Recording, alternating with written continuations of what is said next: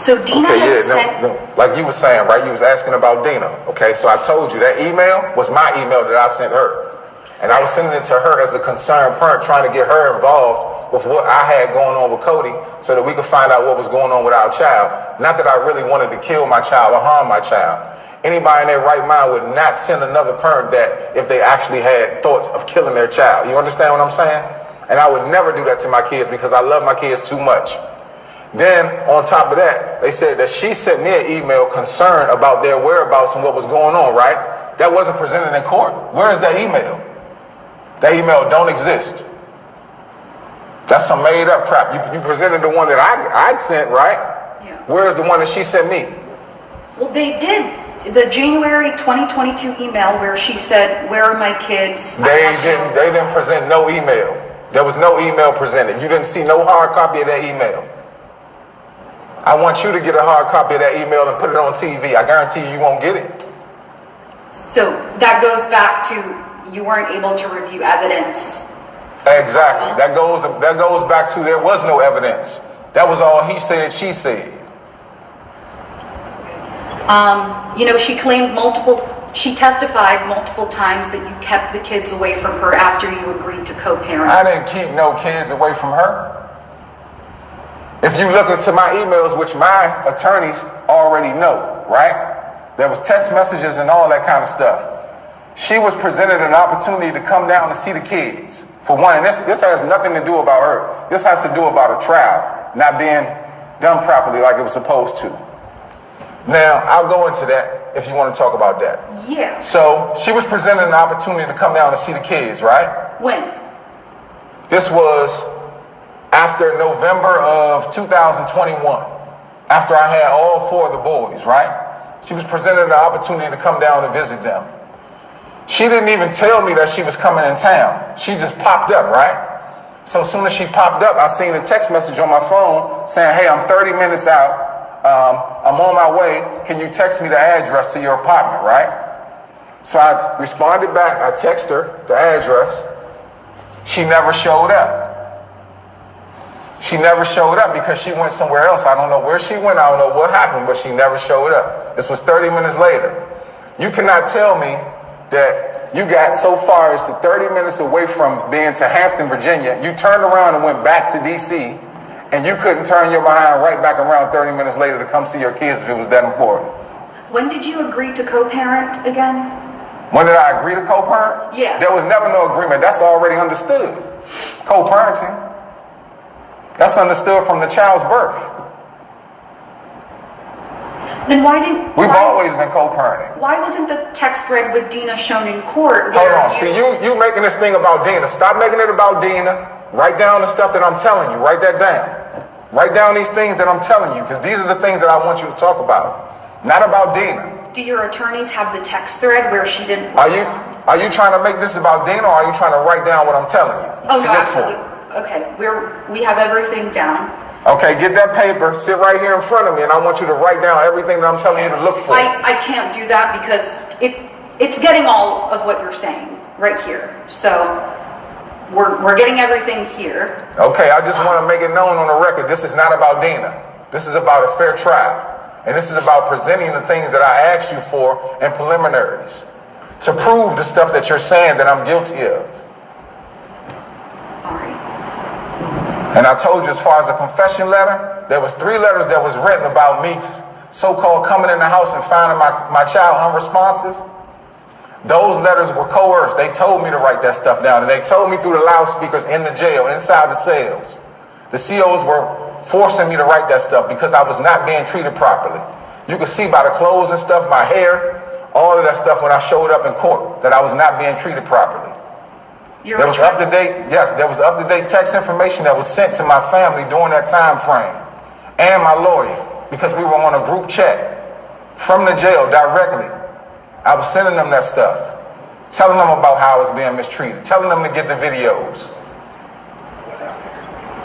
All right, and a lot of people want to know, do you know where Cody is? No, I don't know what Cody is. I never knew what Cody is. And that's unfair too. How you gonna say that I confessed to something? If I confess to it, then I'm telling you, hey, this is where my son is. You should have been able to go get him then, and it should have been over. You should have been able to prove hard facts that I killed my son, you found his body, and this is what happened. Did he wander away? Did someone take him? What do you... I don't know what happened. All I know is, of course he had to wander away, but did somebody take him? I wouldn't know. I wouldn't know that. I know they didn't see nothing. They didn't come to me and tell me, though, Cody was upstairs and he was unresponsive and I needed to go check on him. That's a lie. My son was knocked out. My son had went to sleep earlier that night downstairs. He didn't wake up until I got frantic because I couldn't find Cody. And I went and shook him and said, hey, have you seen your brother? Before then, he had no recollection of anything going on with Cody. And he was questioned 2 times without me being present. And now all of a sudden he come up with this precise information that he's giving somebody. It wasn't even precise information because he didn't say that out of his mouth.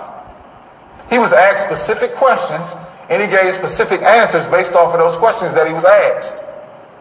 That was coerced. And they took him away from the interview 3 times to pull him back to make sure that he gave them the answer that they wanted.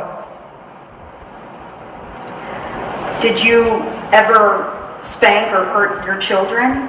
No, that's trash. Where's the autopsy report proving that? Did you see an autopsy report in court? That's what the older brother, that's what your older son Did you see an autopsy report proving that? There's no autopsy in this. Exactly. There's none because it never happened. Was my kids, did you see a video of my kids when they was inside the precinct? Did you see the video of them in the room playing when they was in the room with me? Yeah, let's talk about that interrogation. Were you voluntarily there? I was voluntarily there. I volunteered for that. Okay. And I gave them copies of everything that I had. I offered it over to them. I said, credit card receipts, anything you want, you can have it. I gave them that stuff. They didn't ask me for that. So what was your reaction? They arrested you first on the child neglect charges. They didn't arrest me on no child neglect charges because the child neglect charges was too.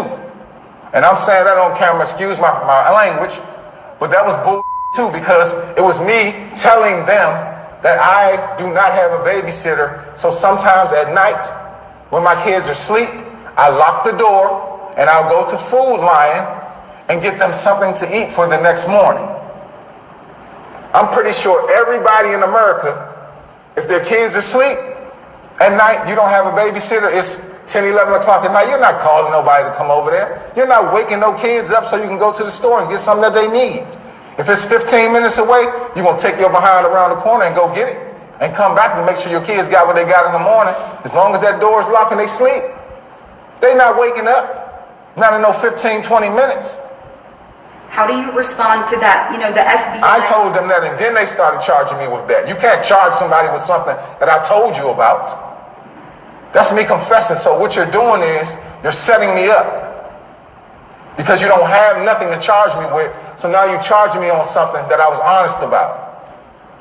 How do you answer for the FBI forensic examiner who said there were no original photos of Cody after June 2021? Okay. Tell me this. I'm going to ask you a question and I'm going to stop what you're saying, right? You got kids, right? Do you have any kids? I do not. Okay. He got kids. There's a lot of people that got kids, right? Are you guilty of not taking pictures of your kids? Are you guilty of anything because you didn't take pictures of your kids? You understand what I'm saying? That's a waste of time. I'm not trying to hear nothing about no pictures. I don't have to take no pictures of my kids. Mom got pictures of them kids all the time up until the point where she stopped talking to me and stopped communicating with me. That's when I stopped sending pictures. I'm not trying to hear nothing about no pictures. That don't prove anything. That's trash. These Busch Gardens photos, whatever they say, I didn't see none of those photos. Where are they at? Let me see those photos. I didn't even see them in court. Did you take the photos? No, not at all. I ain't take no photos at no... If I took photos at Busch Gardens, those were photos that was way before then. And I guarantee you, if you go to those electronic devices that I have, or that I had during that time, you will find those photos in there and they will be stamped for a year or 2 years before. The forensic examiner said they were taken in July. That's trash. 2020. Where is, okay, photos, timestamps on photos, right? How do you get that? It's through data. You want me to explain it to you? What you do is you pull up the photo, right? Once you pull up the photo, then you click on the corner of the photo where there's dots, right? It will tell you details, right? Once you click on details of the photo, it will slide over and it will give you a timestamp of that photo, right? If that's the case, then you should have had it printed in court that same way, showing there. You don't write down on a piece of paper that this was the timestamp for this was the timestamp for that, this was the timestamp for that, and then say, okay, this is the evidence. That is not. That's some shit you just made up. You're saying the FBI analyst? I'm saying the FBI. I'm exactly saying that. Whoever the forensic analyst was, whoever it was, that's not how you do that. That's not how you get a timestamp on a photo. You don't just come out of the top of your brain and say, okay, this was that day at this time. Let's go to during trial. We didn't see much, kind of emotion from you, but what was going through your mind? Oh, it was a lot going through my head. But at the same time, what am I supposed to do? I'm supposed to sit there and act a fool in court? I got to let my lawyers do their job. I'm going to let them present whatever they're presenting. So when they tell lies, I can do what I'm doing right now and tell you the truth. That's what I'm going to do. I'm going to keep a level head until it's over with, and then I'm going to talk to you about the real reality of what's going on. Are you saying you were wrongly convicted? Oh, I definitely was wrongly convicted. This is trash. And you're innocent? Yes. If you was being mistreated like I was, not getting showers, not getting fed properly, all that stuff, and not getting the things that you need, and people taking your commissary because your family's sending you money, and you not getting it, not being able to call home, not being able to use the internet, you write whatever they tell you to write to. And what are your next steps? Do you want to appeal this in court? That's for my lawyer. That's for my lawyer to figure out. Okay. That ain't for me. When I talk to my lawyer, then we'll come up with that. Until then, are you happy with your lawyers? That's not even a conversation. I'm just giving you facts. You asked for an interview, I'm giving you the interview.